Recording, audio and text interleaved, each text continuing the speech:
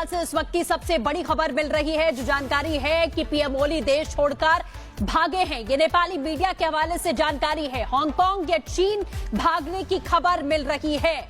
ये नेपाली मीडिया के हवाले से खबर है। ये हेलीकॉप्टर आप देख रहे हैं। हांगकांग या चीन भाग सकते हैं ओली, सूत्रों के हवाले से जानकारी मिल रही है। देश छोड़कर भागने की तैयारी में ओली अब नजर आ रहे हैं। तो देश छोड़कर भागने की खबर ये नेपाली मीडिया के हवालों से मिल रही है कि इस वक्त हेलीकॉप्टर की तस्वीरें जो सामने आ रही हैं वो बता रही हैं कि इन खबरों में सच्चाई हो सकती है। अलग अलग हेलीकॉप्टर्स इस समय मंत्रियों के घर के ऊपर उड़ते हुए दिखाई दे रहे हैं, यानी कि तमाम मंत्रियों के साथ साथ अब ओली के भी देश छोड़ने की तैयारी यहां देखी जा रही है। इस वक्त हमारी सहयोगी सुचारिता हमारे साथ जुड़ चुकी हैं। सुचारिता, जिस तरीके का अपडेट है कि पीएम ओली देश छोड़कर भागे हैं, नेपाली मीडिया के हवाले से खबर है, तैयारी पूरी तरीके से देखने को मिल रही है। देखिए सृष्टि, अपने दर्शकों को दो बातें बता दें। पहली खबर यह है कि जो नेपाली मीडिया रिपोर्ट कर रही है कि प्रधानमंत्री ओली देश छोड़कर भाग गए हैं, देश छोड़ दिया है उन्होंने। जो हेलीकॉप्टर्स का मूवमेंट आपने देखा वो संभवतः उनके देश छोड़ने को लेकर था।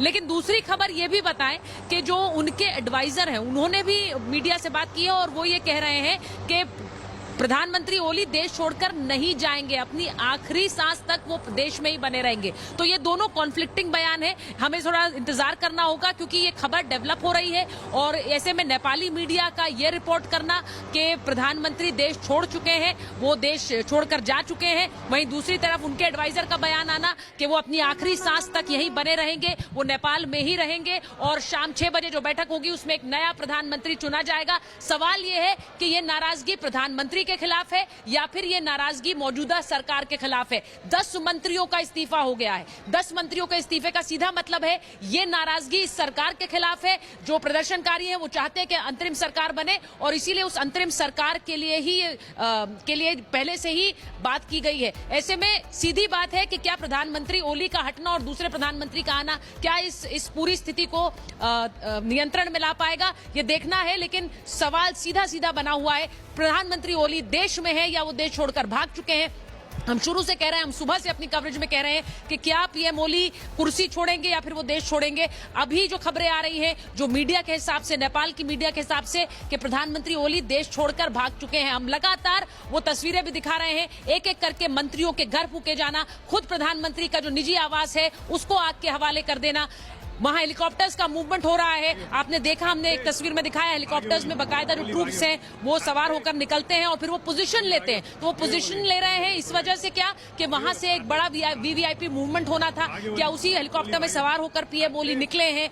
नेपाल में इस वक्त हालात तनावपूर्ण है, इसमें कोई दो राय नहीं है। लेकिन जो तस्वीरें आ रही हैं उनके बिना पर सवाल पूछे जाएंगे, क्या प्रधानमंत्री देश में है या देश छोड़कर चले गए हैं। सवाल ये पूछा जाएगा कि क्या दूसरा प्रधानमंत्री नियुक्त कर देने से स्थिति नियंत्रण में आ जाएगी या फिर तनाव यूं ही बना रहेगा। क्योंकि प्रदर्शनकारी कह रहे हैं एक अंतरिम सरकार बने, ये सरकार जाए, ये सरकार हमें नहीं चाहिए।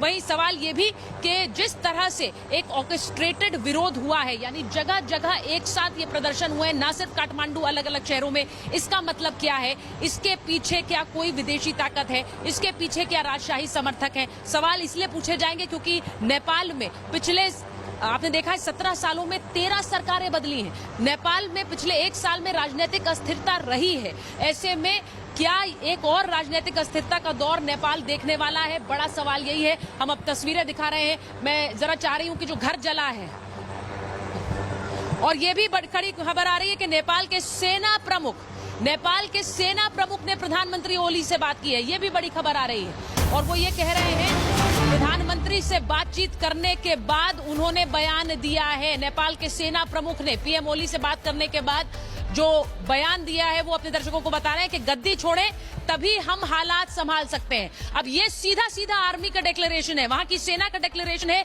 कि इस हालात को हम तनाव मुक्त तभी कर पाएंगे जब आप गद्दी छोड़ेंगे, यानी आप प्रधानमंत्री पद छोड़ेंगे। और ये वहां के सेना प्रमुख का बयान आया। इसका मतलब क्या है, सेना यानी टेक ओवर कर रही है, सेना हालात संभालेगी और वो तब संभालेगी जब ये सरकार अपदस्थ होगी, ये सरकार जाएगी, प्रधानमंत्री इस्तीफा